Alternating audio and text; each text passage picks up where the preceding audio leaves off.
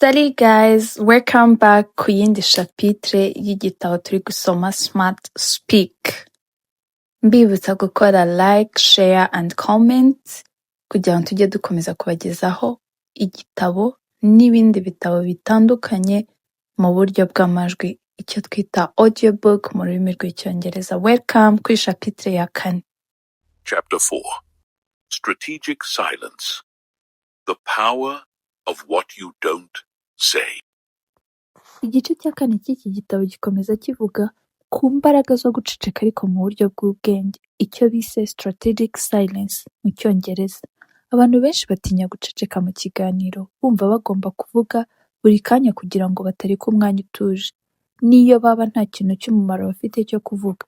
Uko gutinya guceceka bituma batakaza imbaraga mu itumanaho cyangwa se muri communication mu rurimi rw'icyongereza, kuko bigaragaza nk'abantu bafite ubwoba, bahangayitse cyangwa se badafite icyizere muri bo.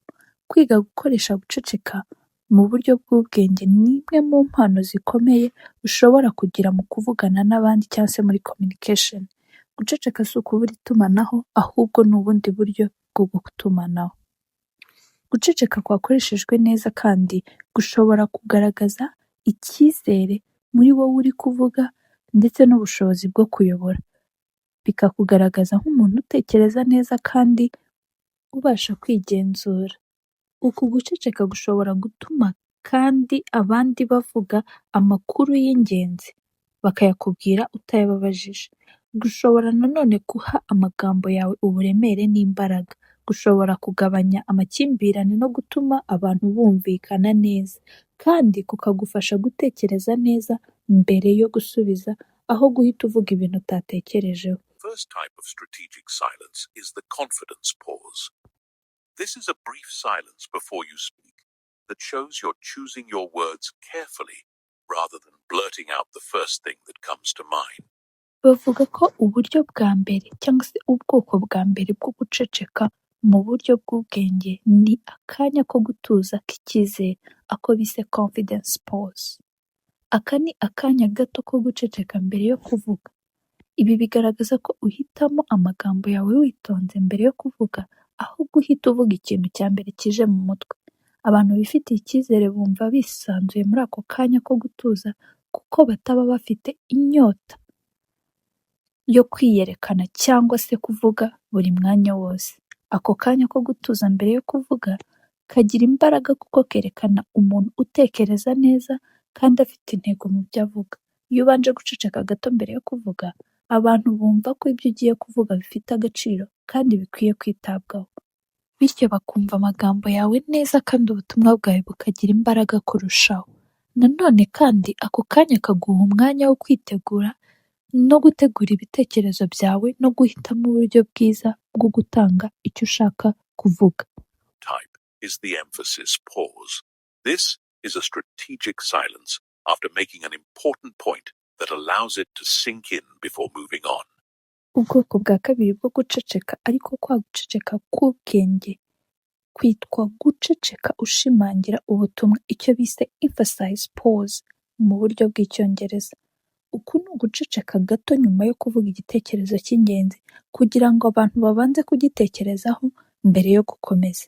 Abantu benshi bihutira kuvuga ibitekerezo byabo bakava ku gitekerezo kimwe bajya ku kindi, bava kuri kimwe bajya ku kindi, hatabayeho umwanya wo gusobanukirwa amakuru y'ingenzi umaze kuvuga muri ako kanya.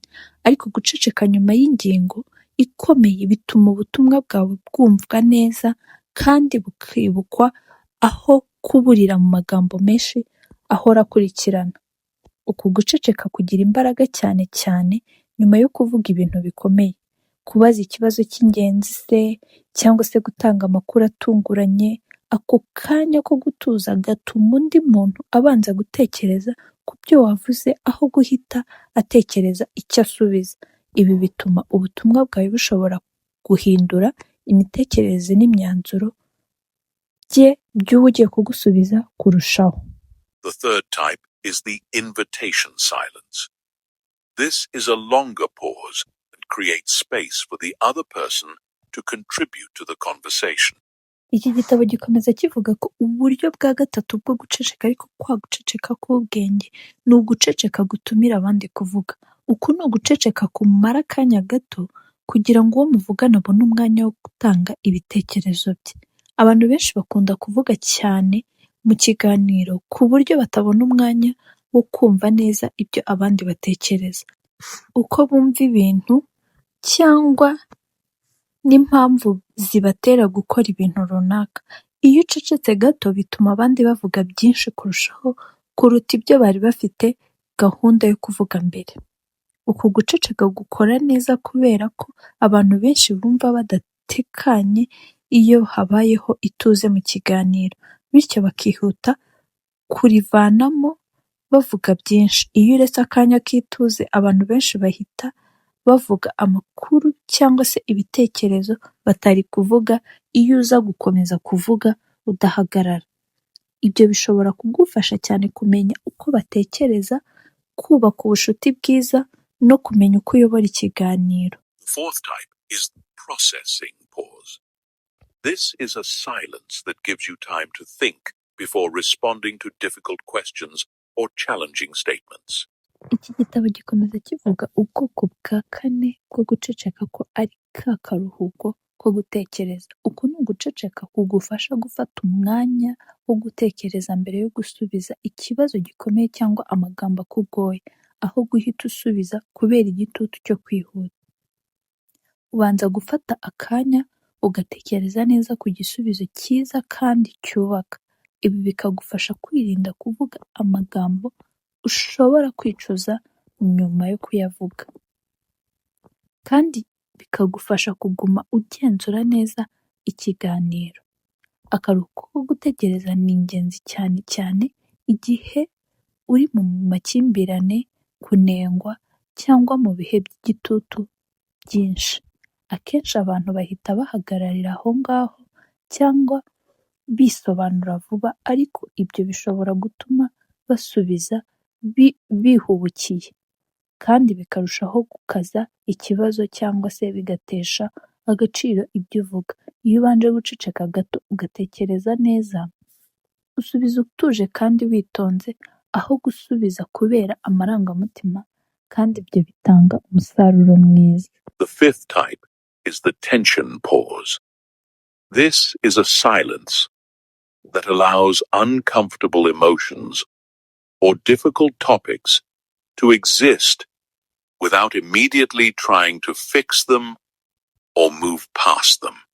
Iki gitabo gikomeza kivuga ku bwoko bwa gatanu bwo guceceka, ari bwo kwemerera impagarara kubaho, icyo bise tension pause mu rurimi rw'icyongereza. Uku ni uguceceka kwemerera amarangamutima akomeye cyangwa se ikibazo kigoye kuguma gihari, aho guhita ushaka kugikemura cyangwa kucyirengagiza. Abantu benshi ntibakunda kumva hariho impagarara cyangwa kutoroherwa mu kiganiro, bigatuma bihutira gushaka uburyo bwo kubikuraho. Nyamara rimwe na rimwe kwemerera ako kanya k'ituze bishobora kuba byatanga umusaruro mwiza kurushaho. Ubu bwoko bwo guceceka bushobora gufasha cyane mu biganiro bikomeye nko mu mishyikirano cyangwa se igihe hari gukemurwa ikibazo kijyanye n'imikorere y'umuntu. Aho guhita utanga ibisubizo cyangwa ihumure, ureka uwo muvugana akabanza kumva neza uburemere bw'ikibazo. Ibi bituma akenshi umuntu afata inshingano cyangwa se akazanamo ibisubizo bye aho gutegereza ko hari wowe uri bukemure ikibazo cye. Sixth type is the reflection silence. This is a pause that gives both parties time to consider what has been discussed. Ubwoko bwa gatandatu iki gitabo gikomeza kivuga ko ubwoko bwa gatandatu bwo guceceka ari ugutanga umwanya wo gutekereza. Uku ni uguceceka guha impande zombi umwanya wo gutekereza ku byo mwamaze kuganiraho mbere yo kujya ku kindi gitekerezo cyangwa se gufata umwanzuro. Uku ni uguceceka kurinda abantu gufata imyanzuro bihutiyeho, kandi kugatuma ibiganiro by'ingenzi bihabwa agaciro n'igihe bikwiriye. Uku guceceka ni ingenzi cyane ku musozo w'ikiganiro gikomeye cyangwa se mbere yo gufata umwanzuro cyangwa se icyemezo gikomeye. Ibi biha umuntu uri mu kiganiro umwanya wo kongera gutekereza ku byo mwavuze, kureba nimba hari ikibazo cyangwa se impungenge zisigaye, no kwemeza ku byo mwumvise mbere yo gukomeza. Gukoresha guceceka neza bisaba kubanza gutsinda ubwoba cyangwa se kutamererwa neza n'ituze riba mu kiganiro. Abantu benshi bumva guceceka bitaboroheye kuko batekereza ko bivuze ko ikiganiro kitagenda neza. Nyamara guceceka kwatekerejweho neza gutuma ibiganiro birushaho kugira ireme kuko bitanga umwanya wo gutekereza cyane, kuvuga ibintu by'ukuri no gusubiza witonze. The most valuable thing you can contribute is attentive listening and thoughtful pauses that encourage others to share more deeply. Practicing strategic silence also requires paying attention to your own.